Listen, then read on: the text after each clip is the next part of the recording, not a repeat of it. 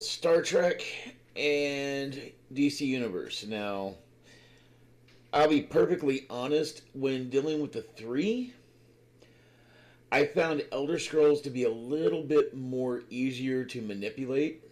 Star Trek is nice, STO is nice, graphics good in my opinion, considering the age of it. All of them still pretty decently.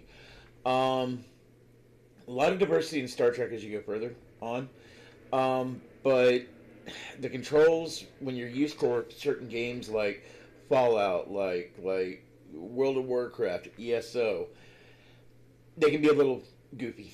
Um, but it's still fun. Now, when you get into the ship aspect, the space aspect, it works like a simulator game for the most part. So that's fun. That's easy and all. And there's not a whole lot of games that I actually enjoy out there that actually have a good flighter simulation type thing like that. No, and honestly, I think the last one that I played that was actually pretty good was Star Wars Galaxies, and that was years ago for anybody who's played it. Um, so I do like that concept of being able to do the space missions and stuff. The groundwork, the controls are a little odd the way you're doing stuff. But I still it has good for in all three of these games are free to play. You don't have to get a subscription. You get bonuses and perks for having a subscription. But one of the big things is that you don't have to have a subscription. You can start in and just go straight forward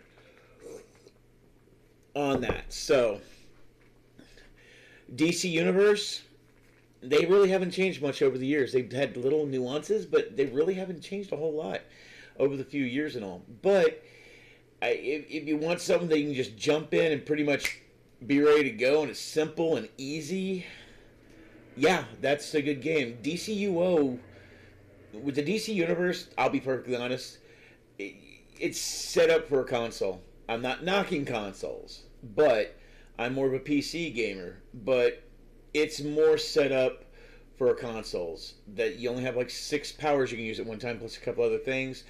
It's geared to be able to be very simplistic. Um, it needs a little more interaction and content with the. I mean, the lower levels I understand, but when you get up to level 30 and you go past that, just from memory, from when I did it, yeah. But again, for expansions, you have to pay for it. They're anywhere from $4.99 to $9.99. If you get a monthly subscription, you get access to everything, including the additional powers, like the ones you saw me using earlier. Um, those you either have to have a subscription or you purchase them. So it's free to play, but some of the better other stuff you do actually need to have either sub or you're gonna have to pay additional for it. But still, for a free to play game, simple. It's simple. It's easy to get into, and it's dealing with DC. Some people actually like that. Now, as far as Star Trek, again, like I said, the space aspect, free to play. You actually have. Um, I know you have EVE Online, which can actually do ships, that does star battle, but that's all it is space battles. Sometimes you want to be able to get out and do ground stuff. It has a little. Star Trek STO has a combination of both on there. The ground play still needs work and all. Space play isn't all that bad. It's actually real good. I enjoy it, and also for a free game, yeah. Now, as far as Elder Scrolls, of the three, I actually prefer this one more, mainly because one, it is a bit like WoW, as far as the feel. Um, the controls easy to go through on there. Free to play, I freaking love that. You do get bonuses by having a subscription, just like with anything else, you will. But they give you the option of where if you can't afford a subscription for 1 month, you can still play. You won't be able to do everything you wanted, but you can still play. Um, One of the things I actually like about ESO, you have your own player housing. WoW doesn't have that. They got the garrisons, but that ain't the same thing. Graphics I like. The customability with the characters is a plus. And that's with Star Trek also. I mean, you can customize everything. You saw the gray man I made earlier. So, I mean, honestly, of the three, would I play any of them? Yeah.